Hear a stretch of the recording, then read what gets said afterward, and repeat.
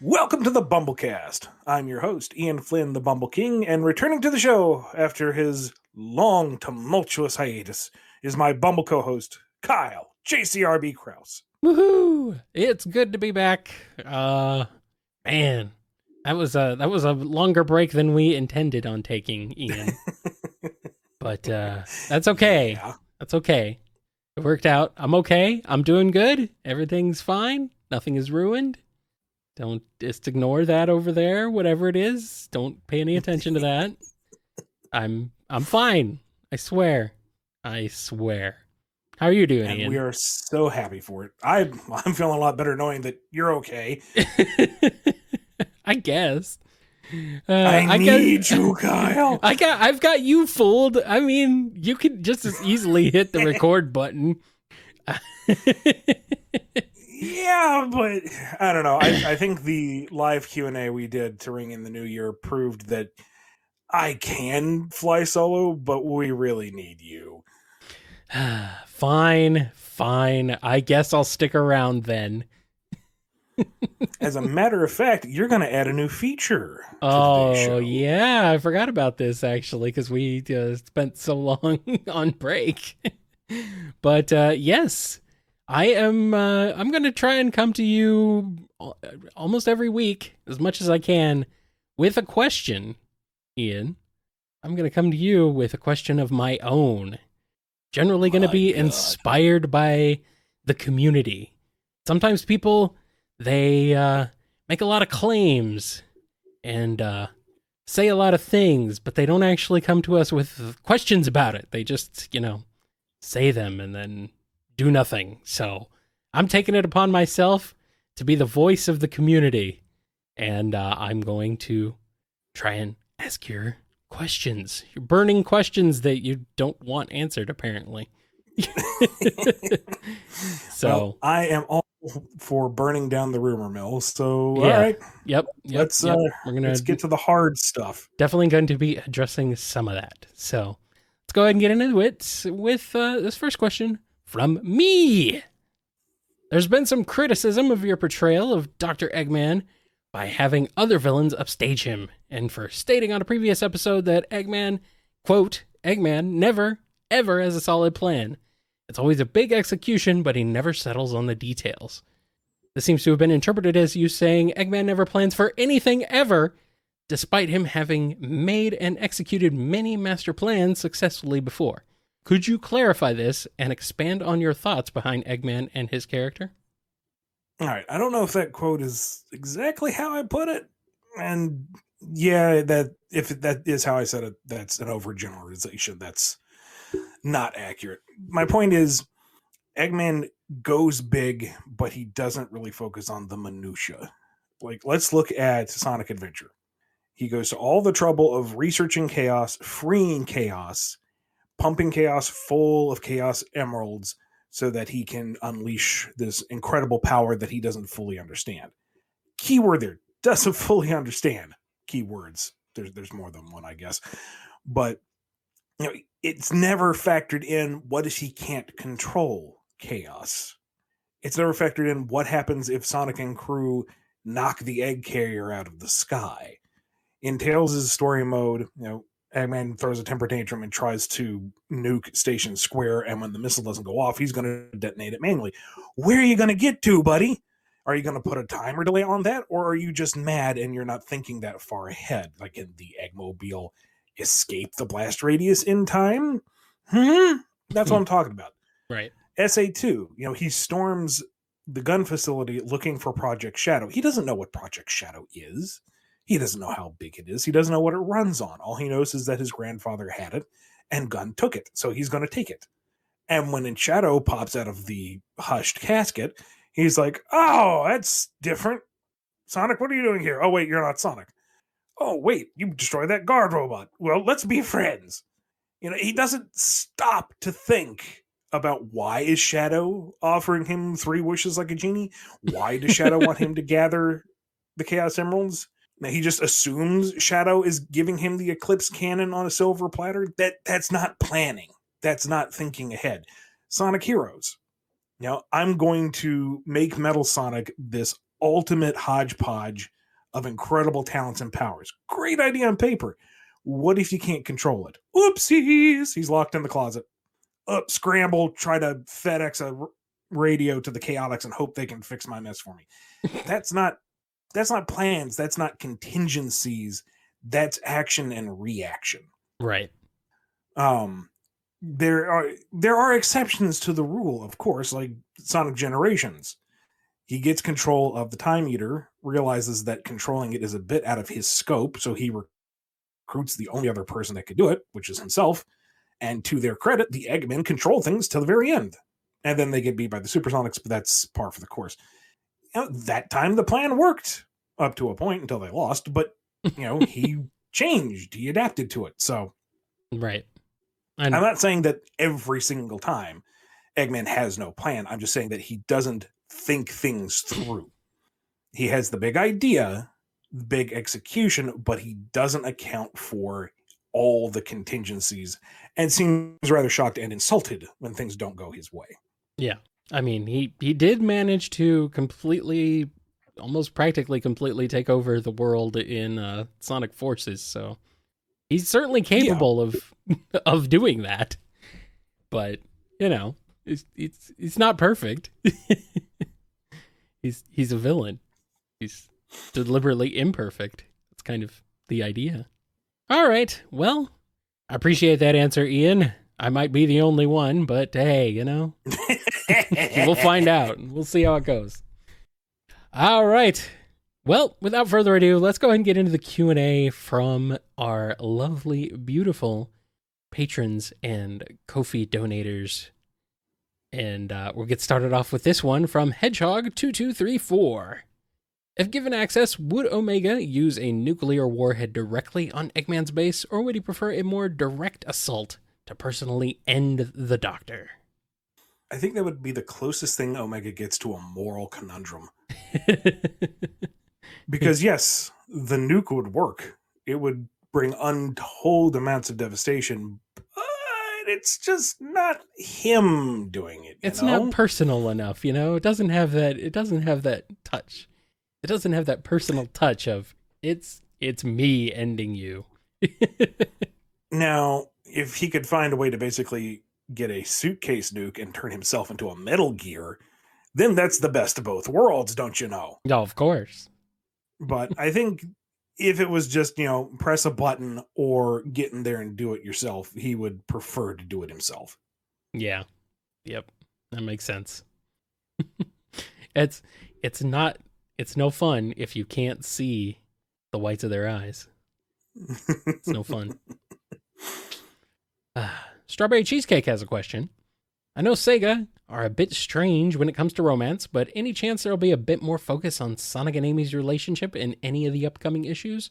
Will the feelings that they have each other be explored a bit more, particularly on Sonic's end?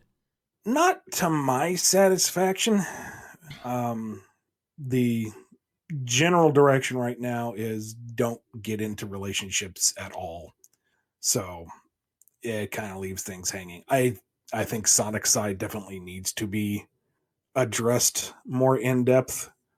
And we've said on the show before, I understand that the chase is part of the fun and it's kind of the trope, but I feel like the characters need to come to some kind of conclusion, one way or the other, out of respect for each other. But that's not going to happen in the books anytime soon, I don't think.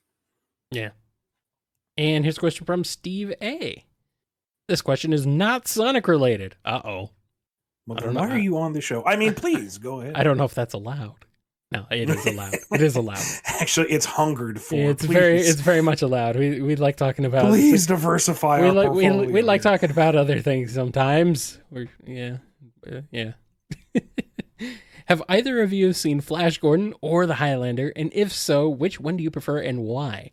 Is it the Flash with the campy fun insanity, or is it the Highlander with the samurai swords and weird accents? It has been a long time since I watched the Flash Gordon movie. I have never seen it. It's a trip, dude. I'm assuming you mean the 80s going into the 90s remake. Okay. Mm-hmm, mm-hmm. Yeah. and I was very young at the time and thought it was just the bee's knees. And my parents are kind of smiling and nodding, going, "This is a terrible movie, but it's for kids. They're not gonna question the structure or the plot line or anything. It's just campy, over the top nonsense fun." I do remember being disappointed by the finale. It was kind of anticlimactic, but I've forgotten so much about it. But there's like the one dude who's the leader of the Hawkmen, who is just this barrel chested, bearded berserker dude, and half his dialogue is laughing confidently as like, "This is the coolest guy ever. Forget this Flash guy. Bring me more Hawk dude," or whoever it was. And for the Highlander series, I have not actually seen it. I feel like I need to turn in my nerd cred card because I've not seen it. It's one of those things you have to see, but I haven't seen it. I guess. I've seen the first two, and the first one is legitimately a good movie. The second one is not a good movie, but it is hilariously entertaining. Well, that's because there's supposed to only be one. That's true. That's true. That's true. I know the meme. You know, there's supposed to be only one. Yes, it is true. Oh, man. They really did try to drive that series into the ground. But, I mean, honestly, in terms of Highlander movies, I think the second one is generally regarded as bad, but not as bad as any of the follow-ups. So, you got Sean Connery in there, supposedly playing a Spanish character, but still with the very much Scottish accent. Hola, mis amigos. ¿Cómo estás? No, he doesn't even say that. It would be funnier if he did, but he doesn't. He doesn't talk like that at all. And then, yeah, Highlander 2 has aliens, which is weird. But, yeah, the first one's a good movie, The first one's not bad. Man, they jumped to the aliens by the sequel. Okay. Yeah. Well, I mean, whatever. It was the 80s. What are you going to do? I blame E.T. So, yeah. Highlander is fun. It's very silly. But the first one especially is a legitimately good movie. Okay. Oh, right. Okay, that's the other thing. Connery's character he has a Scottish accent. He's supposed to be a Spaniard, but he's from Egypt, and he has a Japanese sword. Well, he is known as an international man of mystery in other franchises, so why not? I guess. They're immortal, right? He can travel. I guess. I don't know. That? Sure. I don't know if he is immortal, actually, considering there's supposed to be only one, and I don't think he's one of them. I don't remember. Maybe I need to rewatch. Maybe I don't need to rewatch it. Oh well. Here's a question from the internet person. What's your opinion on Silver X Blaze, the ship and or the friendship? Personally, I love both aspects of that, and you don't have to answer this question if you don't want to or can't. I just wanted to support the show. Well, thank you, internet person. Yeah, thanks very much. I try to avoid the endorsement of ships just because I'm so very, very, very tired of the vitriol that it inevitably brings about, which is probably futile on my end because, there are those who are locked into the trenches of I hate San Amy and I hate San Sal. And personally, I wish they'd go fight each other rather than unite against me. But anyway, as the friendship, absolutely. I wish we saw more of it. Mm-hmm. I wish we could get more in depth with it. I think that they are a great foil for each other. In terms of romance, maybe, but I feel like the base relationship needs to be explored more first. And going by 06, which is already kind of dangerous to do, I got more of a mentor role for Blaze than anything else. But I mean, there's little bits and pieces there that could be worked with. I feel like that needs to have more time and attention before anything romantic really grows out of it. Let's actually do a better job of defining them as a unit and then see where it goes from there. Mm. But that's my personal approach. Yeah, well, shipping things for canon is boring. You must ship them for chaos. Yes, I agree. My opinion on Silver and Blaze, sure, it's fine. You do you, buddy. I like Amaze, though, for going Blaze ships. We'll go with that. It works. I think it kind of works. I blame the Tracy's arcs in Archie Sonic for those. I think for that he does a good job with them. All right, here's a question from X. Is there any little mundane interactions between the IDW cast that you don't think would be enough to pen it in a comic, but you'd imagine would occur off panel? I mean, there are. You mean like base a story around it? Because it would be lovely if we had the time and the resources to do more slice of life stuff. Not slice of lice. That's a different thing. You don't want that. No. You definitely don't want lice in furry world. No. Not palatable. No. More downtime would be neat, but with our limited page count and release schedule, it's like you got to keep things moving to some degree. Yeah. But yeah, just about put any two characters in the randomizer and pull it out and say, how would they get along? Would they get along? That would be fun, and I would love to explore it. And those are great ways to spice up an arc, to sprinkle things throughout and do more than just action.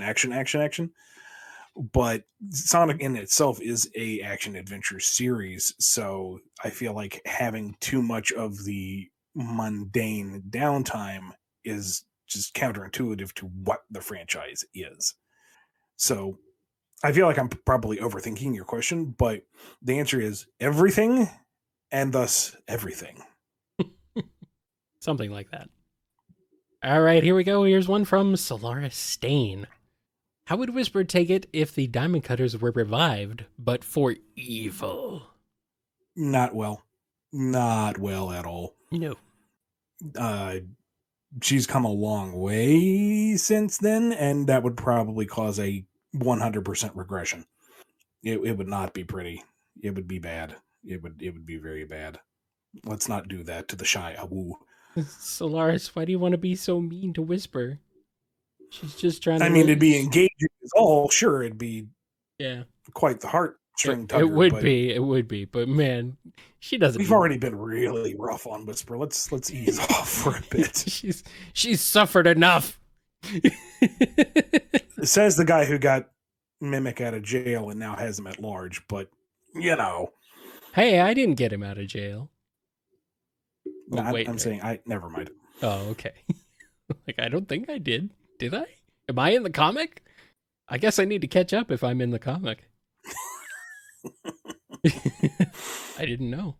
No one told me. People don't realize this, but Zavok is actually short for Zavokyle. No, that's not true. I will not be Zavok. I will not be Zavok. Ian, I am the one who's pulling all the strings in this ship, so you better be careful. Let's specify strings on this show. We do not need Ian Kyle shipping. Thank you very much. I love you, man, but platonically in a work relationship way.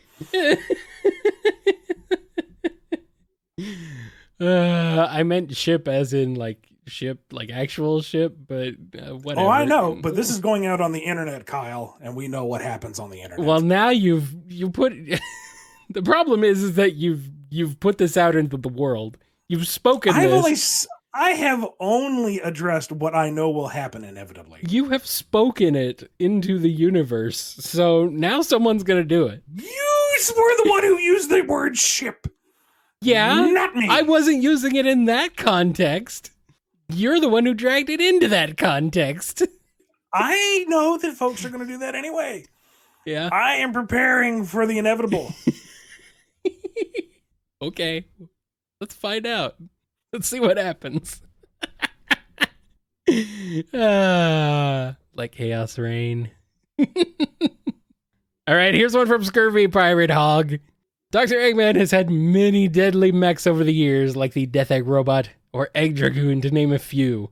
Which are your favorites, and which do you hope to potentially see in the Sonic movie universe? Oh, I don't know if we'll actually see any in the movie universe. I don't know. I feel like that is perhaps a bridge too far for them. But then again, movie 2 is skewing much closer to canon. So I don't know. Yeah. I honestly don't know. Yeah. I think we might see the Death Egg and the Death Egg Robot in the movies at some point. If they go for a third one, especially, but even in the second one, I think they could pull it out. I think they would.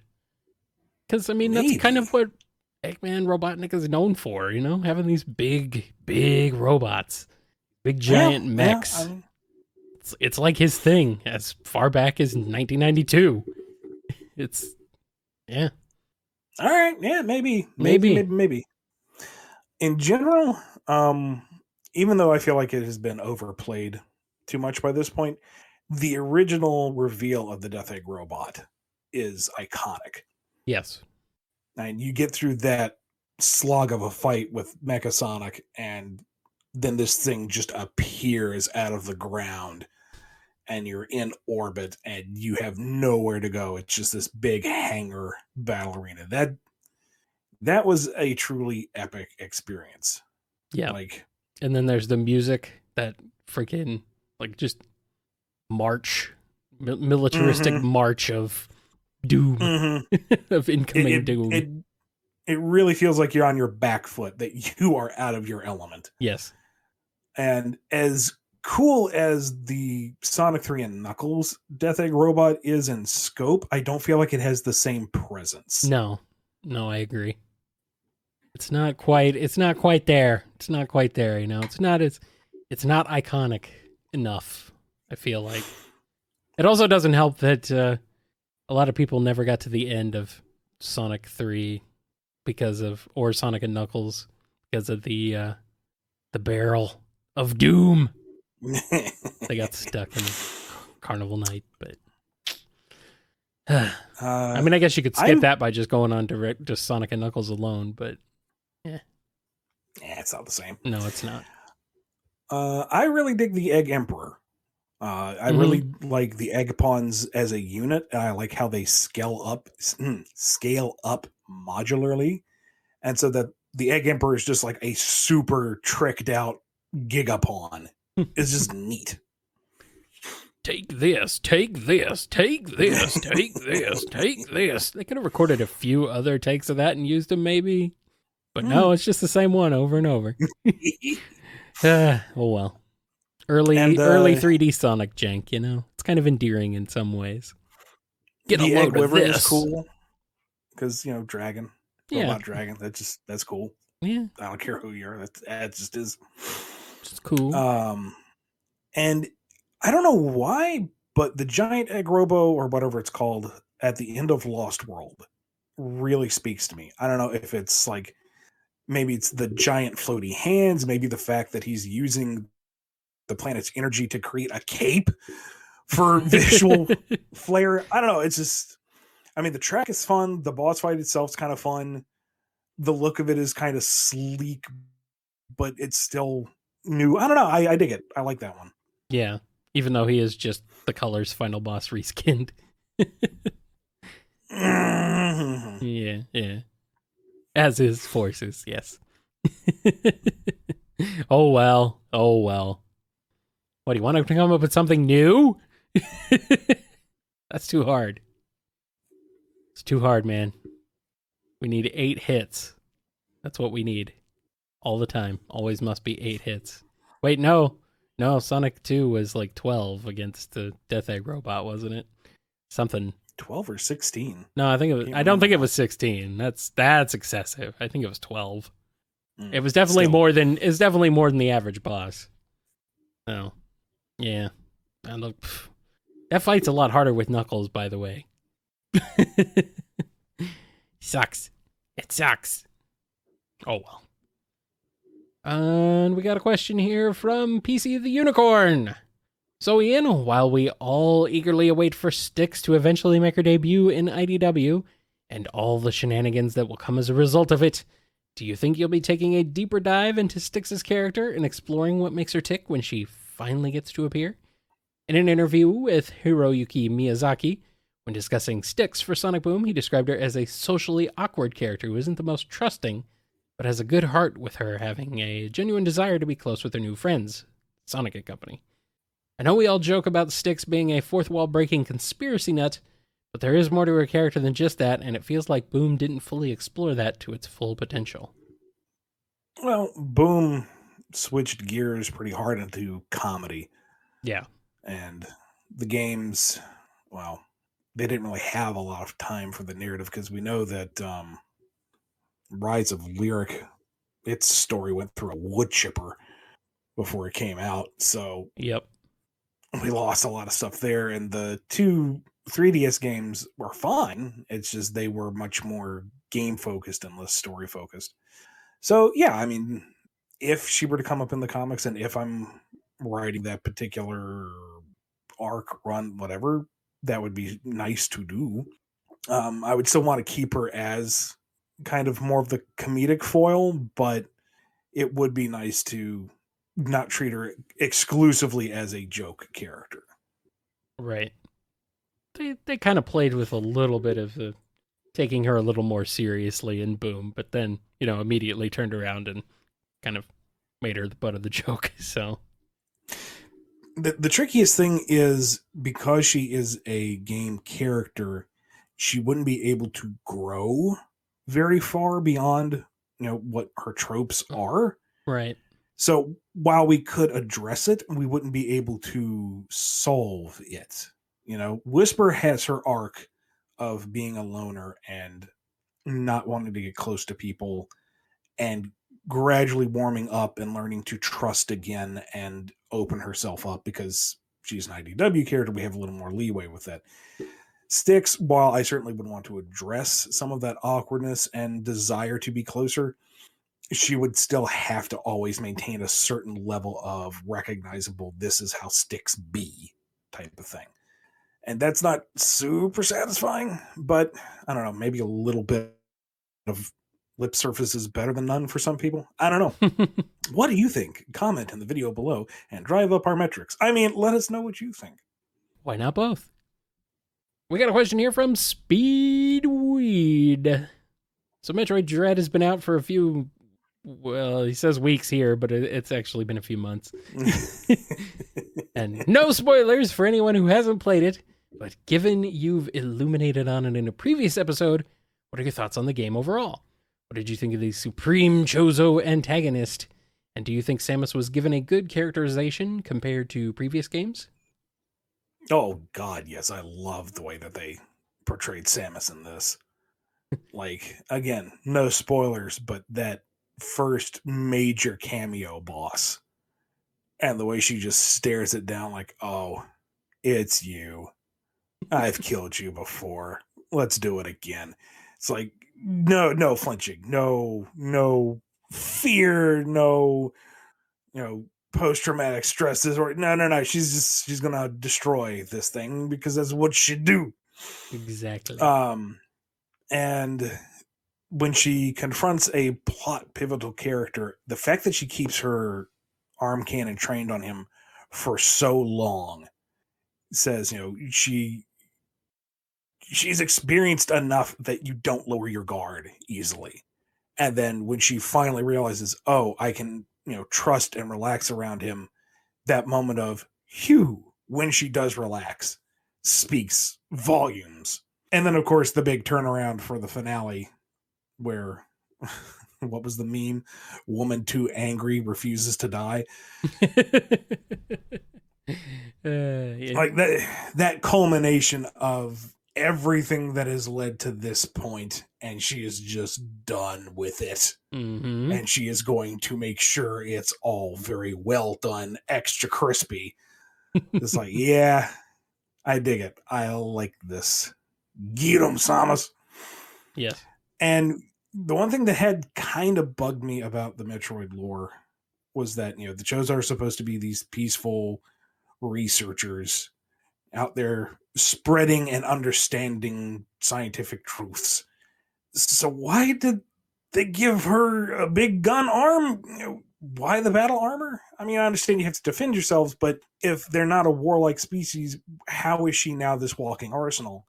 And then they address that in Dread. And it's like, yep, all right, I will take that. Those pieces fit together, and I am perfectly content. Nice. I still haven't played it. Still haven't even purchased it. But hey, maybe someday I will. I'm just I haven't just beat slow. it myself. The last true boss just kicks my ass, so I had to go to YouTube because I can't do it. I can't do it. It's too hard, man. It's too hard. I'll play it eventually. I should play some of the older games first, though, because I haven't played most of them. And we got a question here from Dove. Hey guys, I'm sorry to bother you at work, but I had a question. Well, considering our work is answering these questions, thank you. Thank you for bothering us. Regarding the Chaos Emeralds, are there guidelines of what they are or are not able to do, or what you can and cannot do with them? I don't just mean using them as a solution to a problem, but if you wanted to focus a story on them. Not 100% sure I follow the question, but like, if you're talking like get into the nitty gritty of what they are and where they come from and all that, no, we can't pull back the curtain on those mysteries, at least not in the comics. And beyond that, I don't know what else you would do because that's kind of what they are. They are MacGuffins to do things. If you bring them in for any other reason, then I like for their value, maybe, but like I don't think we can invent new powers and properties for them. Like I don't think we can give them like elemental affinities or whatnot. I think we just kind of follow the vague, they have powerful mystic abilities and just kind of run with that. Powerful mystic powers. They're powerful. Super Quite powerful. Very powerful. They're very chaotic too, apparently. Except what they do seems to be rather it's very predictable.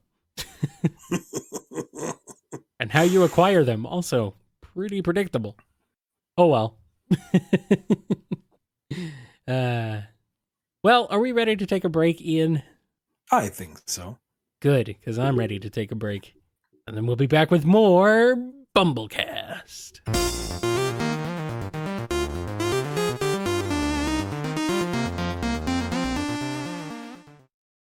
We are back, and we have more questions. Here's this one from Sonic. You say rings are just a gameplay mechanic, but since rings are referenced in Sonic Rivals 2, when Knuckles needs to collect them to fuel his emerald detector, and Silver and Espio needs to gather rings to restore Silver's powers, so they have to be canon, unless Sega says Sonic Rivals 2 is non-canon. Did they say it's non-canon? Please tell me they did not. Number one, saying that they're a game mechanic is a bit of a generalization, because as you pointed out, there are the occasional story beats, but those story beats have never come up again. Like Knuckles doesn't have an emerald radar in any other game. He just naturally detects them. And Silver has not had to seek out rings to fuel his abilities in any other game that I can think of. I mean, I know the rings in 06, they do kind of build up your meter over time. No, because that one refills automatically for him. It's Sonic's boost meter and Shadow's chaos meter. Yeah. And that's more you get that from defeating enemies too. So yeah, no, the rings don't refill.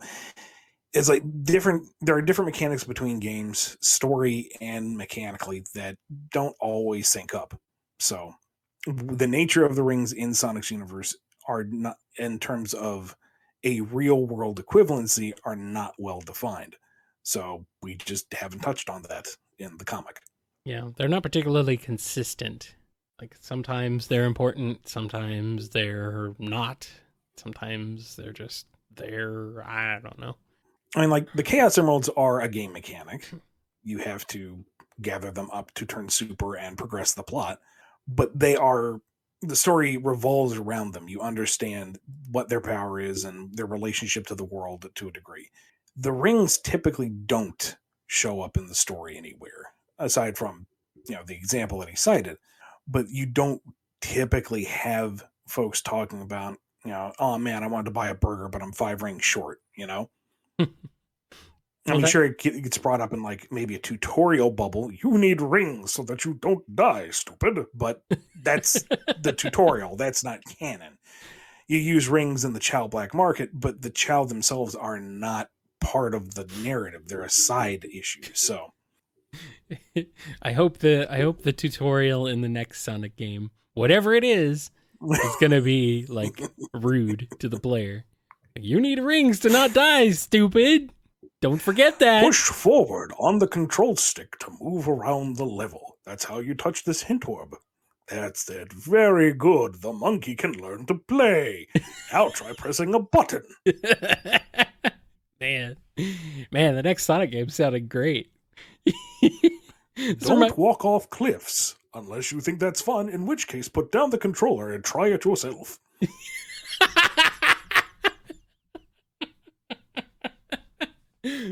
Amazing. This is what I want. This reminds me of like the the secret announcer in Wave Race Blue Storm for the GameCube. Not the secret announcer, like the secret crew chief voice. Who's like like it took him over a decade after the game came out to find out it even existed, but there's like just one who just constantly berates you. Like it's very much hidden in the game. Like it's very much a big secret that took a long time to find, but it is hilarious. Just dumping on you the whole time. Yes, great. Second best voice in the Wave Race series. The first being, of course, the announcer from Wave Race 64, who is legendary and amazing, and one of the best video game announcers of all time. And here's a question from Alphamon or Yukon. Has there been any official word on what exactly happened to the Super Emeralds? Not that I'm aware of. And here's one from Noni. What would Starline be like as a D&D player? Would he be really rules lawyery, or would he only play as the dungeon master? Oh, he would be a super rules lawyer, like no fun to play with. And he would not be contented to be just a player. Like he would backseat DM the whole bloody game. So but he finally give in. But he'd never actually DM? Or would he? Like he would want to first and foremost, but see, nobody wants to play with him because he is absolutely the rocks fall, everyone dies type of guy. That's true, yeah. He will find the most obnoxious modules out there. And then when nobody wants to play with them anymore, he's like, fine, I'll step back. You can have someone else DM. I'll be something, I suppose. And then he just ruins the game further by, perfectly mini-maxing everything and destroying the campaign and ratting out the other players. And he's a chore. Yes. Terrible. Absolutely the worst D&D player of all time. It's brilliant. Here's a question from Off. Cedrians. They're plants, right? So, could you pluck a leaf off of Cosmo's head and eat it? How good do you think a Cedrian salad would be? What kind of dressing would go best? I've been trying to eat healthier lately, so this is relevant to my interests. Well, gonna ask you this. Are you comfortable with the same line of thought where, like, you kill Tails and roast him up as the main course? Because we're talking sentient things. Meat is meat. Veggie is veggie, if we're going to go that route. I mean, fox is edible. I would imagine so, but not very good. No, I mean, It's like dog. It's edible. It's not very good, but it's edible. Probably kind of gamey. Anyway, Yeah, yeah. that's gross. I don't want to answer that question. Oh man, I think you could. I think you could have a nice light ranch would go well with Cosmo. I think. Give it a try. Let us know how it goes. It's a question from Wolfsbane. Okay, this is technically a Frontiers question, but one you might be able to answer. Next year, will you be attending conventions, PAX, E3, etc., to promote and talk about Frontiers, or is that to be determined? I'm going to say technically to be determined, but most likely 99% chance of no. Unless there is some miraculous resolution to the pandemic, I am not traveling at all. Never mind, I don't want to go to a large public area surrounded by disease spreading people. Mm-hmm. But given how inconsistent each nation has been with regulation, I cannot take the gamble of leaving Canada and not being able to come back. So, Right. yeah, no. And Nah. also, you live with someone who is heavily immunocompromised, so there's that fact. So those are the reasons why I can't leave. Yeah. And don't want to bring any souvenirs back, so to speak. I can recommend not getting that as a souvenir. It was probably one of the worst Christmas presents I've ever gotten. So, in case you're wondering. Now, that all it said, if they go full digital, I've got a laptop, I have an internet connection. Sure, I can show up in that regard. But that will all be contingent on what Sega wants me to do. Yeah. Well, there's not going to be an E3 this year anyway, so, well, it'll be online, but basically means there isn't one. Oh, well. I mean, that's all up to their marketing team. I don't know how they want to handle it, so we'll just have to see. Yeah, we'll see if you're even part of their marketing strategy. We'll find out. I'm being told it is being a convention at my house. I got like 900 square feet, dude. It's not much. 900 people, then. That's a decent size show. No, I cannot. No, I cannot. It's small. It's very small. It's very tiny. You're not getting many people in here. Oh well. Here's one from Pendolce.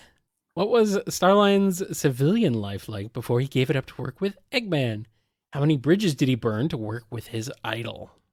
I'm almost afraid to answer this one because that's something we could really explore in the comic at some point, I guess. Maybe. But I imagine he didn't really have much of a life outside of his obsession. Starline. Every waking moment. Starline, the college years. Every waking moment was devoted to following Eggman and being like Eggman and learning and researching and studying and practicing to be like Eggman. And, when the Eggman Empire took over the planet, it was just like, oh boy, I'm just going to sit back and enjoy the show. What do you mean he lost? Better go find him. Oh boy. Oh boy. Starline, you true psychopath. he might be worse than Eggman. I don't know. It's toss up between the two of them. It's pretty rough. Oh well. I guess we'll talk about that when we get him on the show. That on that topic, that's going to have to be pushed back to February. Sorry to say, yep. A little bit of a delay on that one. Is coming. We'll get there. Here's one from the Hobo Joe. Cards on the table. Ian, Kyle, what are your honest thoughts about Chris Thorndike? Bleh. I mean, I call him Chris Thorndork. So I don't actually know much about him because I still haven't seen very much of Sonic X, but he seems very much just like the generic kind of human kid character who is like, I don't know, is he supposed to be like the stand-in for the kids in the audience watching or whatever? I hope not, because he is a whiny, manipulative, ungrateful little turd. Well, I mean, he's a child. Yeah, what do you expect? Like, I've seen folks say, well, part of the reason why he's so clingy to Sonic and everyone is because his parents are never around. His dad is a full-time businessman. His wife, is a full-time Hollywood actress. Most of his social interaction is with his weirdo grandpa and the wait staff.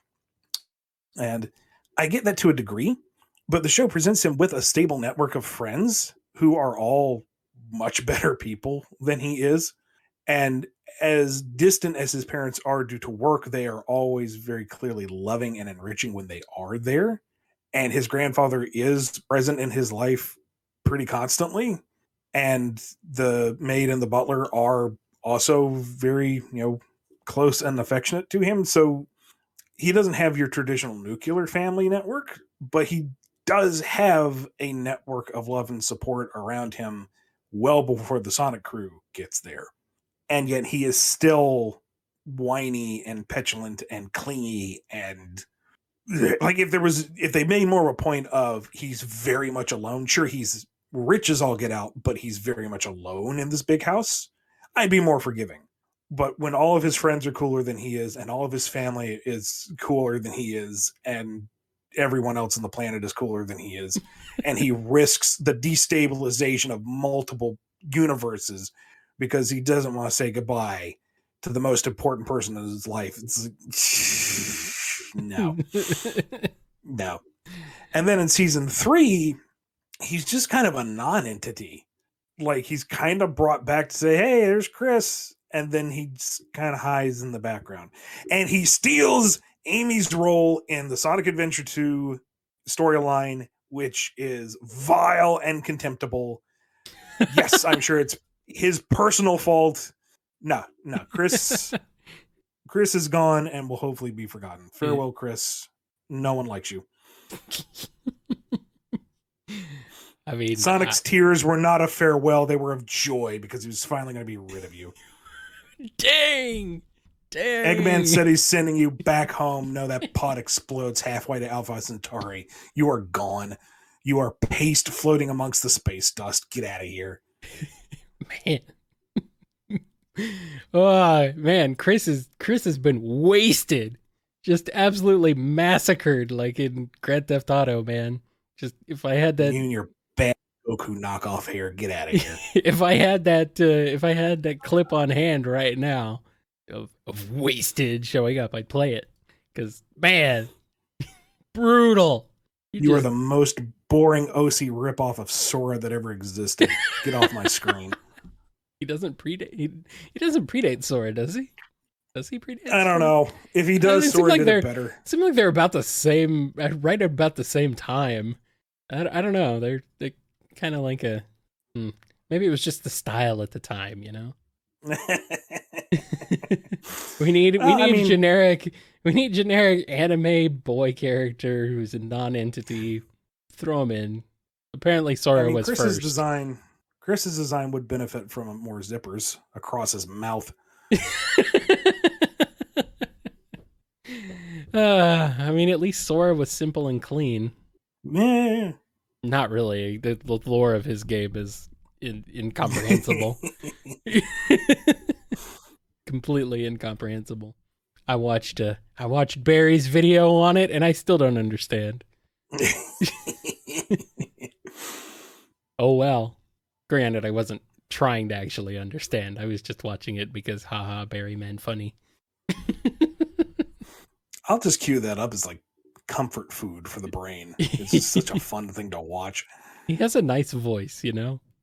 He does. He very really, good at presentation. He really truly does, yes. Here's a question from Hero of Light 13. After hearing you guys broach the topics of the Sonic movie and the upcoming Prime series, as well as the future Netflix Mega Man series, got me curious about how you'd envision a live-action Legend of Zelda series. I believe one was originally planned for Netflix years ago, but Nintendo canceled it for some reason. But if there was to be a new effort, how would you want to see it handled? Should it adapt any particular entry, be its own thing, vaguely influenced by the classics such as Ocarina or Twilight Princess or even Breath of the Wild? Or should it just be like a self-contained movie somewhat? Also, who should be cast as who? Um, I'm not going to wade into casting because I don't know actors that well. But Yeah. personally, if we're looking at it as like a Netflix series, um, for the love of God, give it a budget, because for the various critters he's going to have to fight, your moblins, your bokolins, your octoroks, whatever, I would love to see them as practically realized, dudes in suits with animatronics, puppetry, that sort of thing, because TV, even Netflix level CGI is not going to be good enough. It ain't going to age well. Maybe there's a show out there that proves me wrong, but like, nah. I want to see like practical special effects. And I think you're better off doing an original story. Like, the Zelda series is so long and varied and storied that you could do a hodgepodge of the various plot elements across all the games and put together something that feels original. And every moment would be an homage, and it would still function. It would still work just fine. Um, and since this is going to be for a larger audience, keep it simple. Link is on his adventure. Have Zelda in some form of active role in some kind of subplot. Ganon is the big bad, and the mythology of the Triforce is the driving force of the whole thing. It's a search quest or something. I don't know. I'm not going to pitch the whole thing off the top of my head, but give it a, I don't want to say Game of Thrones feel, because I feel like that's what everyone defaults to, because that was the big medieval styled show. But at least give it that sense of grounded realism. Like, you feel like you can go to King's Landing. You feel like you can go to these locations and it would feel fairly natural. So have these, big Legend of Zelda settings feel like someplace you could actually go and not just a set that you're on.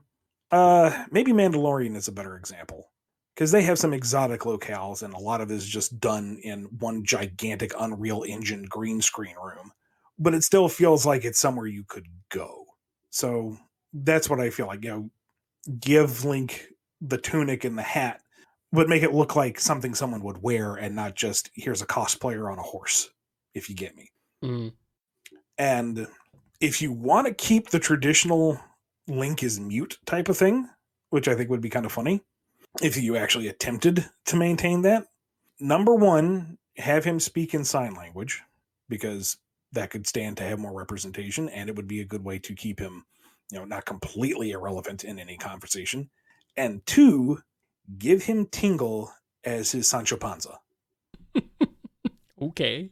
Usually they go with a fairy character to do that, but yeah. But fairies require, CGI. I mean, to be fair,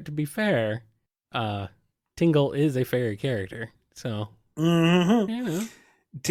Tingle is a try-hard, do-or-die Super Link fanboy who is very eager to sing his praises and provide all sorts of expository dialogue, because he's a bard-like character who goes on and on about all the things that Link does, and, oh, Master Link, we need to go do this, and goodness, you're the type of hero who could save these people, don't you think? Now go get them, and like just can't get a word in edgewise. So there you go. You have Tingle there to do all the speaking and drive the plot forward, and Link doesn't have to say too much. He can be the silent protagonist, but it's not necessarily awkwardly silent. It's not as contrived, I guess. I don't know. I'm just tickled with the idea of Link, who is just a good guy doing good things, and he can't really get rid of Tingle because Tingle gets in trouble when he's by himself, and he does haggle well, so all right, he'll keep him along. But God, would he just shut up for 1 minute? So he's gonna be he's gonna sing the toss a rupee to your Linkle. Is that what he's gonna sing? Yes, abso-freaking-lutely. But Linkle is another character, and personally, I'd prefer a Linkle show anyway. But I'm weird.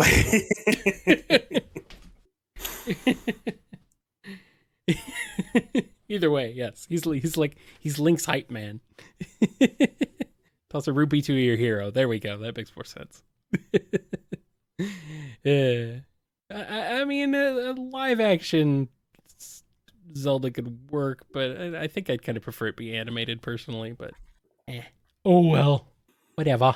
I think making it animated does a lot more to help it. Yes, but if we're talking live action, then there has to be a concentrated plan of attack. Right. Yeah. If you're going to limit yourself with live action, Mm-hmm.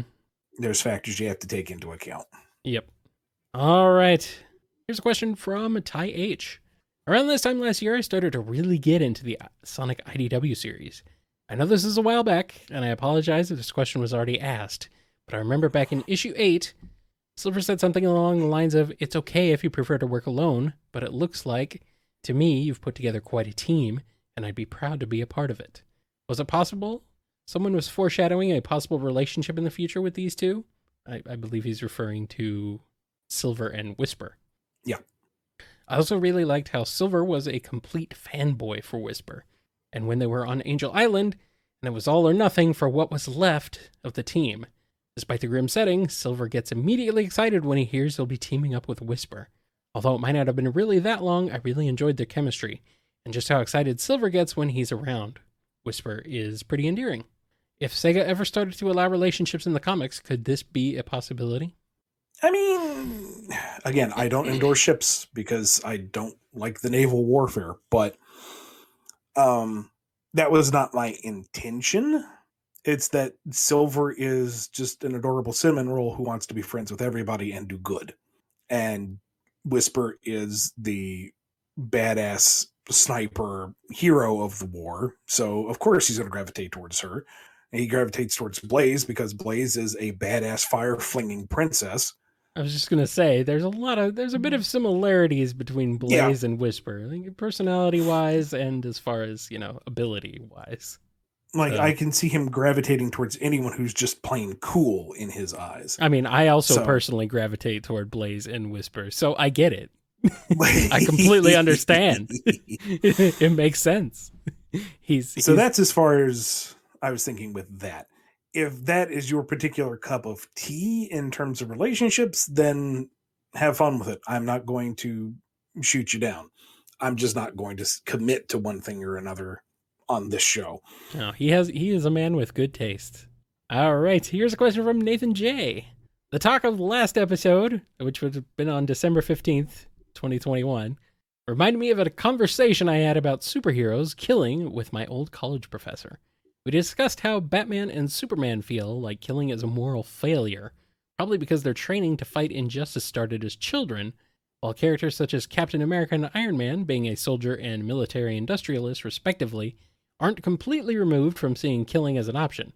Not a desired one, and a last resort, but an option nonetheless. My question is, are there any characters in the Sonic universe that view killing as an option? I think the implication is there with Shadow, but what about other gun agents like Rouge and Omega? Omega, I don't think he would have any qualms. I think his fixation is on the robots, but if it came down to it, I really don't see him not pulling the trigger. Rouge, I don't know if she would do it herself, but I don't think she would lose sleep over if, it had to be done. Like if there was a bad dude who was doing bad things and Shadow punted him off a cliff, she'd be like, had to be done. Blaze was very much in that mindset too, when at least she first initially met Sonic. That's what kind of drove them to fight each other, is that she was going to freaking end Eggman. Oh man, Blaze would kill a person, and I'm here for it. Same with Whisper. I think she has backed off of that a little bit, but if put in one of those, do or die situations, she would go through with it. Oh yeah. For the greater good, for the safety of all others, yeah, she would do that. Silver talked a big game, and he certainly went after Sonic with gusto, but I don't think he could really do it in the end. Or if he did, it would haunt him. Mm-hmm. I don't think he'd be able to handle that one. Yeah. I think he'd be afraid to kill, ultimately. Like, it would just, yeah. I don't know. What about Knuckles? Like if someone tried to take his emerald, I mean, well, he didn't kill Eggman, and he's done that multiple times. I don't know. Hard to say. I think he's kind of in the same boat. I think he's in the same boat as Rouge. It's not something he would seek out to do. He would be perfectly content with defeating any foe and being done with it. But if Eggman were to suddenly burst into flame because Blaze finally got to him, he'd be like, good for her, and not really worry about it. Yeah. Yeah. Yep, it's about time. It's just, finally. Somebody had the guts to do it. Let's see. Whisper, I think I mentioned, but oh yeah, she's she a literal sniper. Would. I mean, the only reason she didn't liberate Eggman's brain from his brain pan was because Cream got in the middle of it. Which is weird because you think Cream would be the one who'd most likely kill somebody and have no remorse for it. I mean, man, like if someone goes after her friends, you like you'll rue the day you screwed around with anything Cream related because she will come after you. No, Cream doesn't kill anyone. She abhors violence. Cheese. Ah, yes.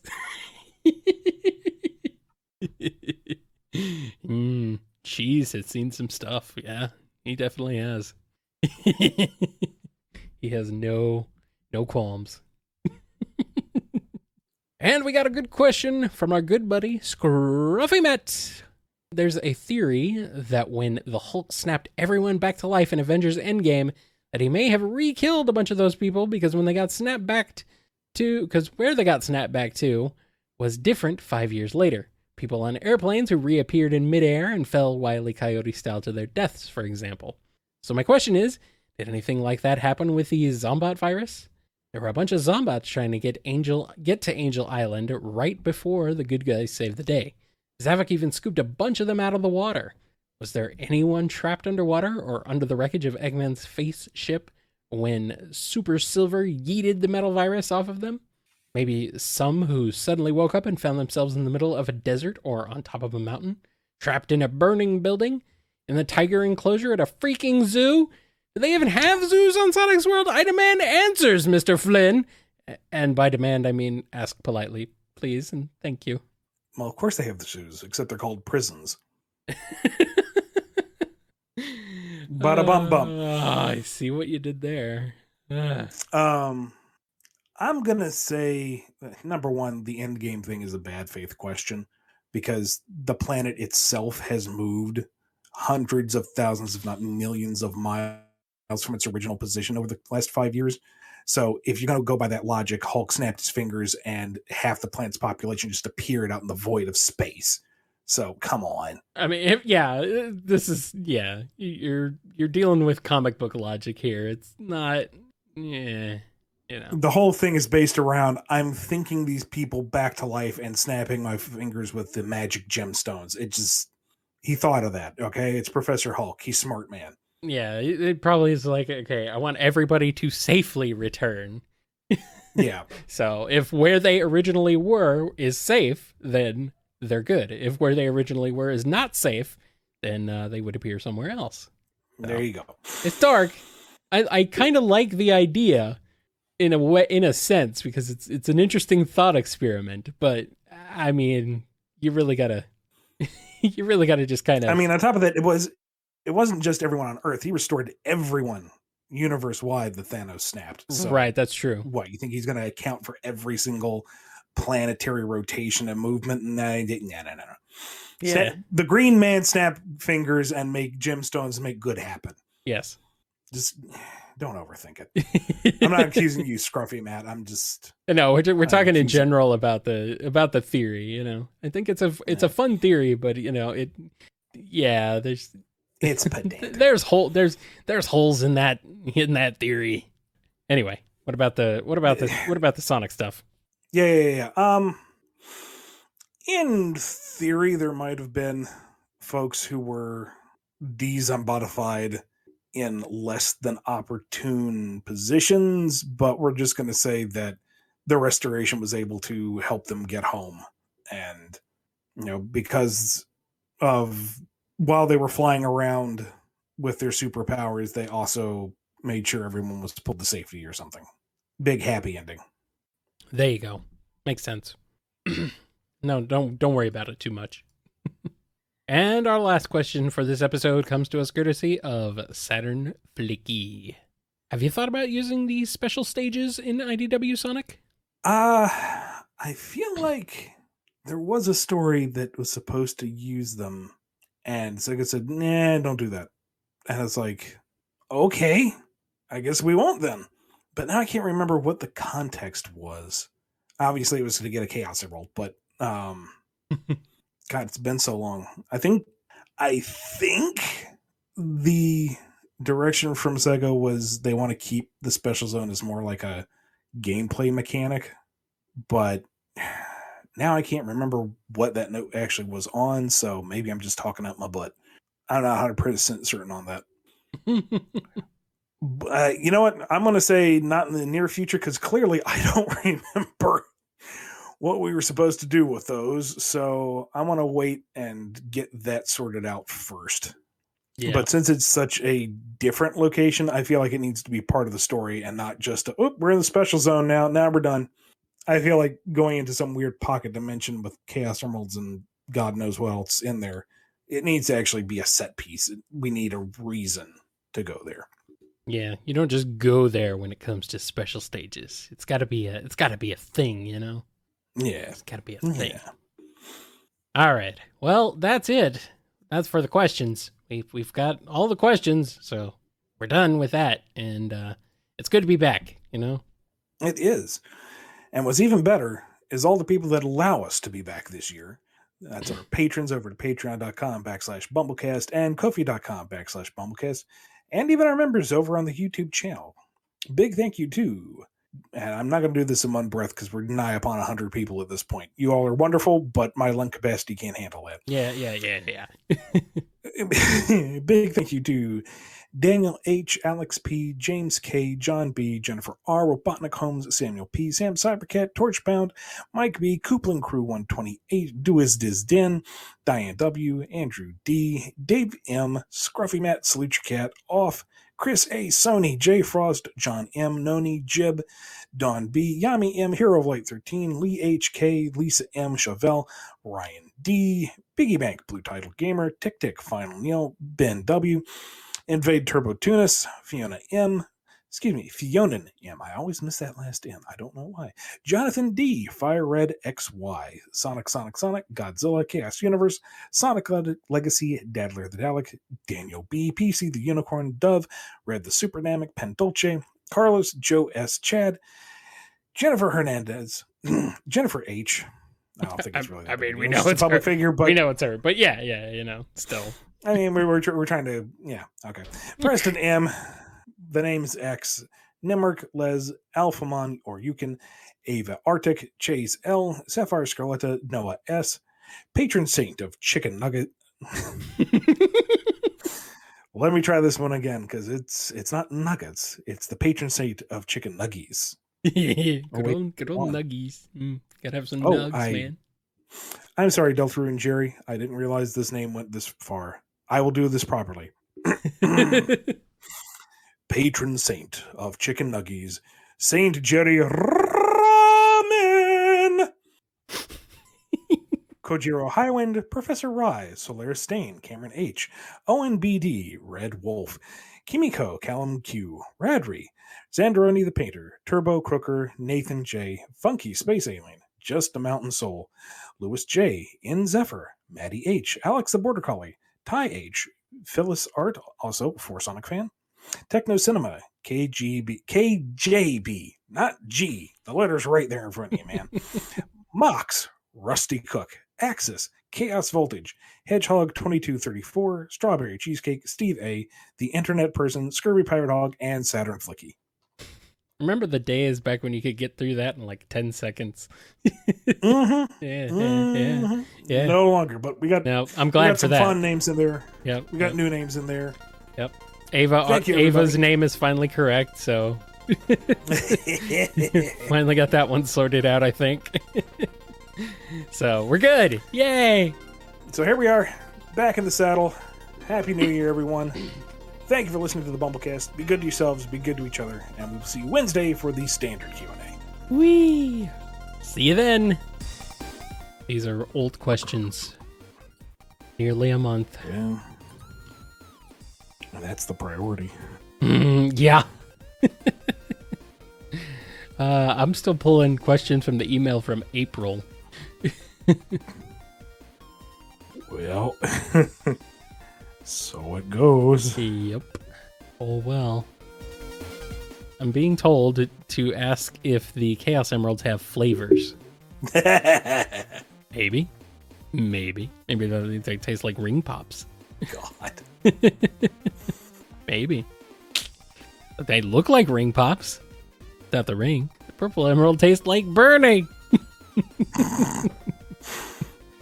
The schnozberry colored one tastes like schnozberries. It's true. You've been listening to the BumbleKast, a co-production of Bumble King Comics and the KNGI Network. Original theme music composed by Ken Coda Snyder. Remixed intro by T-Lopes. Find out more information, along with podcast feeder links, MP3 downloads, and more at bumbleking.com and kngi.org.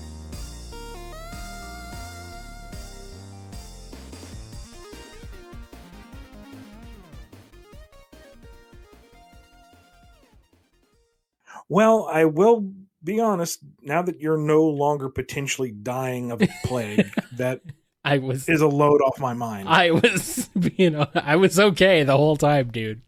I know. I appreciate the concern, but I mean, for me, the plague was more like in your favor, regardless. The plague was a fairly not quite as potent, luckily. So I'm grateful for that.